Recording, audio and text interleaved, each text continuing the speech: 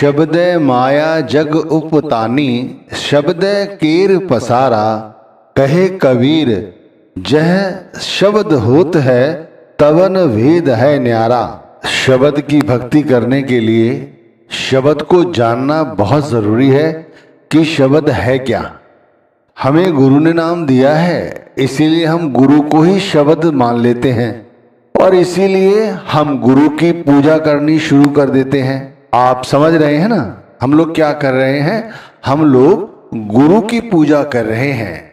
हमें गुरु ने शब्द दिया है तो हम समझते हैं कि गुरु ही शब्द हैं।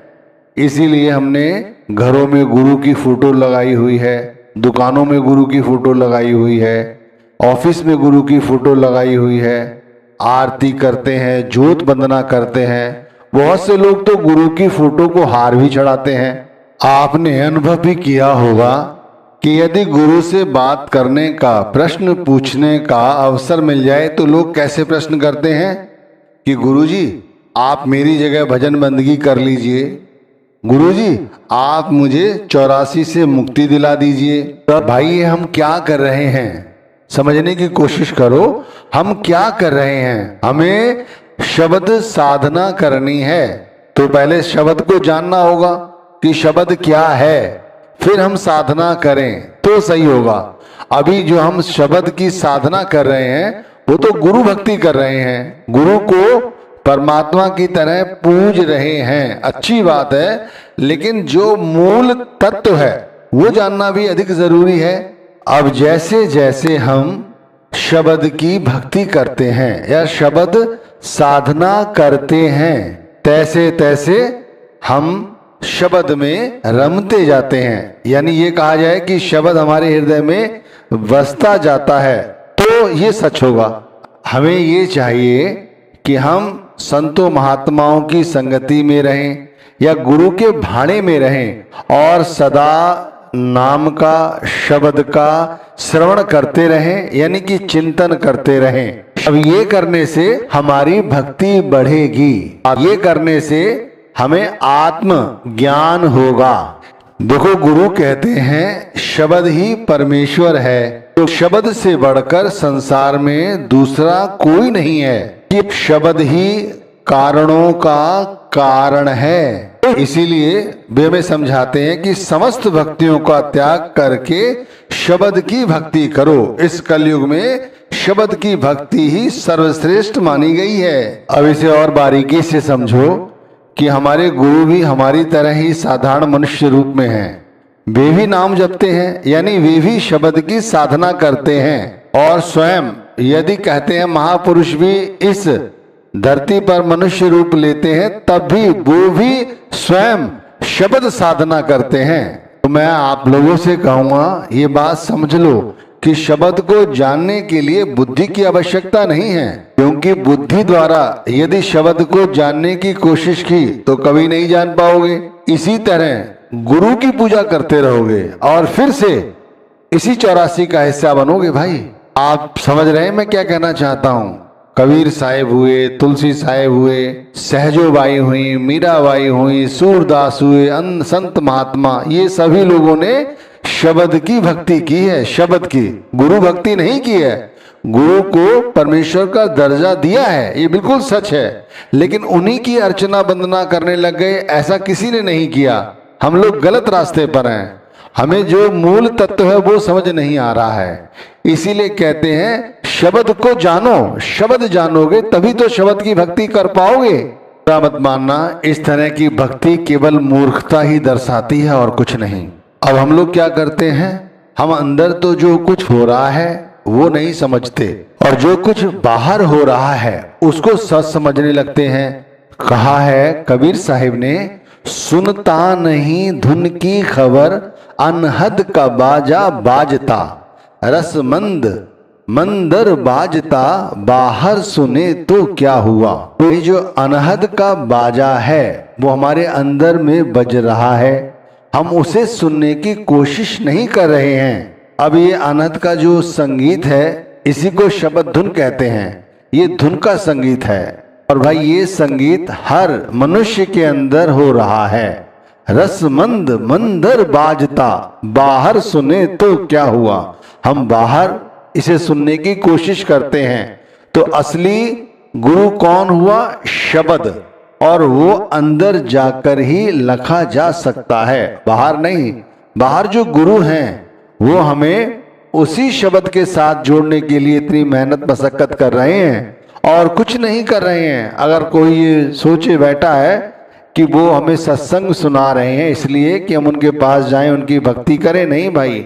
वो शब्द के विषय में इसलिए इतना विस्तृत तरीके से समझाते हैं कि हम अपने शरीर के अंदर जाकर उस शब्द की खोज करें। अब हम में से वे लोग, ध्यान रखिए, वे लोग जो आत्म साक्षात्कार करने के लिए प्रयत्नशील हैं, सबसे पहले तो मैं कहता हूं वे लोग श्रेष्ठ हैं। किन लोगों से?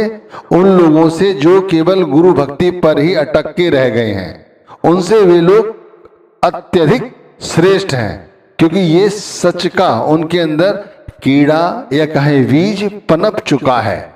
वे अब आत्म साक्षात्कार के लिए प्रयत्नशील हैं। अब जैसे विचार करके देखो, हम सभी लोग सत्संगी हैं, सुबह उठते हैं, नाम की भजन बंदगी करते हैं, तो कुछ लोगों का सिर्फ ये ध्येय है कि नाम जपना है क्योंकि गुरु ने कहा है, मन लगे चाहे ना लगे बैठे हुए हैं, और उसके बाद वो अपने दिन की शुरुआत करते हैं।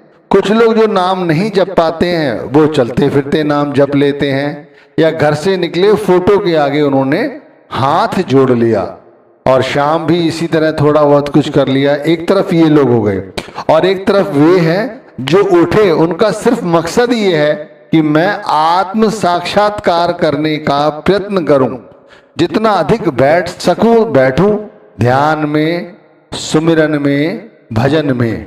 क्योंकि भाई जो व्यक्ति ये जान लेता है कि आत्मा सत्य है, ये जो आत्मा है ये शब्द है यानी परमात्मा है, और ये आत्मा अजन्मा है, ठीक उसी तरह जिस तरह शब्द अजन्मा है। हमारी यही कोशिश रहती है, यानी हमारा यही अभ्यास रहता है कि हम आत्मज्ञानी बने।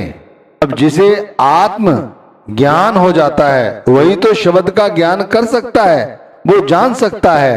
देखो, भगवान जो है अजन्मा है, यानी वो न मरता है न जन्म लेता है, वो तो शाश्वत है। ठीक इसी तरह हमारी आत्मा है, ना वो जन्म लेती है ना वो मरती है, वो भी शाश्वत है। तो एक चेतन आत्मा द्वारा ही परम सत्य का यानी शब्द का अनुभव या भक्ति की जा सकती है। देखो, दोनों ही शाश्वत हैं, लेकिन दोनों में भिन्नता देखो। भगवान और आत्मा, इन दोनों में भिन्नता क्या है?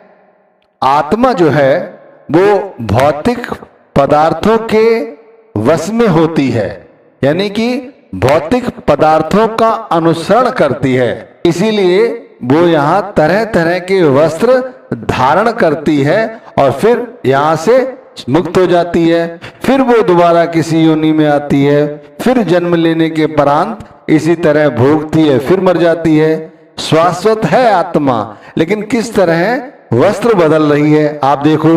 और ठीक इसी तरह जो परमात्मा है वो भी शाश्वत है, लेकिन उस पर इस माया का, इस आसक्ति का, भौतिक पदार्थ का कोई असर नहीं होता, इसीलिए वो परिवर्तनशील नहीं है। इसे अच्छी तरह से समझना चाहते हो तो समझो, महाराज श्री कृष्ण ने स्पष्ट तौर पर अर्जुन को ये बात कही भी थी, ये सब कुछ मैंने रचा है, लेकिन उसके बाद भी ये मुझे छू नहीं सकते, मैं अछूता हूं, मुझ पर इन भौतिक पदार्थों का कोई असर नहीं होता, इसीलिए वो परमात्मा है, वो शब्द है।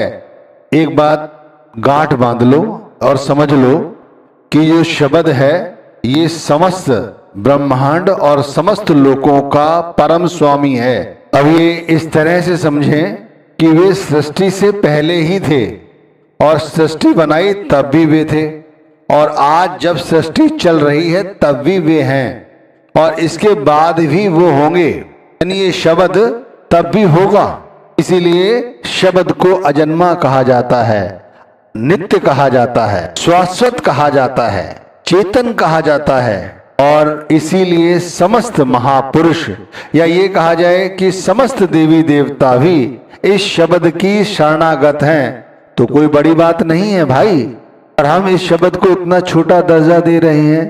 तो जिन आत्माओं को गुरु ने इस शब्द के साथ जोड़ दिया है या रंग दिया है, तो अब उनकी जीवन शैली कैसी हो गई है? तो कहा है ना, सतगुर हैं रंगरेज चुनर मेरी रंग डारी। यानी जो आत्मा है वो शब्द के साथ रंग चुकी है। शाही रंग छुड़ाए के दियो मजीठा रंग, सतगुर है रंगरेज चुनर मेरी रंग डारी। अब मैं कहता हूं, जो इस सत्य को जान लेता है भाई, उसके सारे पाप कर्मों का नाश हो जाता है। आप समझे मैंने क्या समझाया है? जो शब्द को संपूर्ण रूप से धारण कर लेता है, उसके समस्त पाप कर्म मुक्त हो जाते हैं। क्या मैं ये भी कहूं तो ज्यादा अच्छा होगा कि हमें शब्द का ज्ञान ही जब होता है जब हम पाप कर्मों से मुक्त हो जाते हैं। अब आप कहेंगे ये क्या कहा मैंने? ये बिल्कुल सच है। जब हम नाम भक्ति करते हैं तो भाई जो हमारे पाप हैं, जो करोड़ों जन्म लेकर भी नहीं हमारे पूरे होते हैं, वे केवल नाम की कमाई द्वारा कुछ समय में ही कर्मों के सिलसिले से हम मुक्त हो जाते हैं। भाई ये होता कैसे है? केवल भक्ति के द्वारा, केवल और केवल नाम के सुमिरन द्वारा। इसे और सरलता से समझाता हूं। जो व्यक्ति मूर्ख नहीं है, जिसने शब्द की अनुभूति की है, तो वो क्या करता है? वो संसार से नहीं उलझता। वो रात्रि के तीसरे पहर उठकर नाम की साधना करता है, यानी वो शब्द के अंदर परमात्मा की खोज शुरू करता है। वो जानता है कि जिस तरह भी हो, यदि इस शब्द के अंदर मुझे प्रवेश मिल जाए तो मैं आत्म साक्षात्कार के साथ साथ उस परमात्मा का भी, यानी परमात्मा का भी साक्षात्कार कर लूंगा। आप इसे और सरलता से समझो।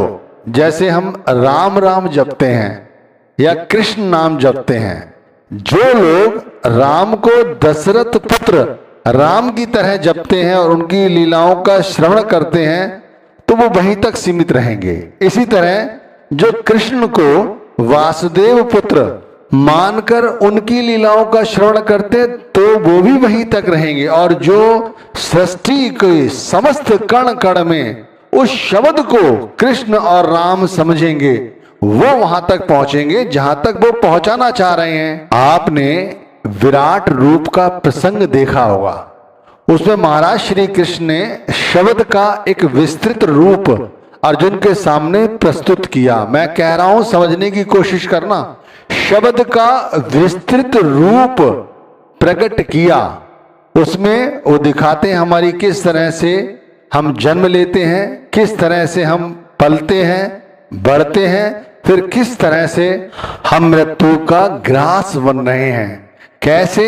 उस रूप में पता चलता है कि वही वरुण देव हैं, वही अग्नि देव हैं।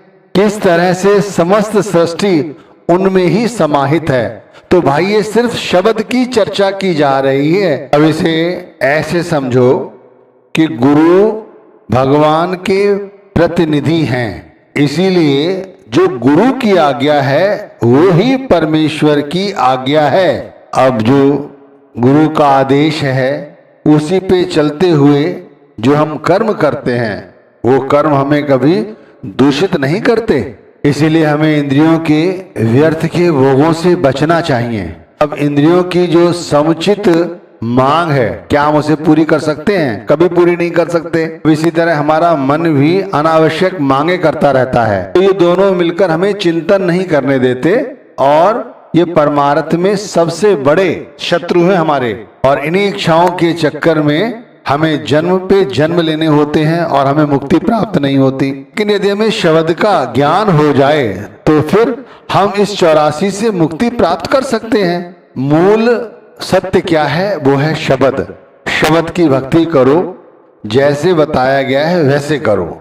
अपनी लिब को शब्द के साथ जोड़ो, क्योंकि आत्मा परमात्मा का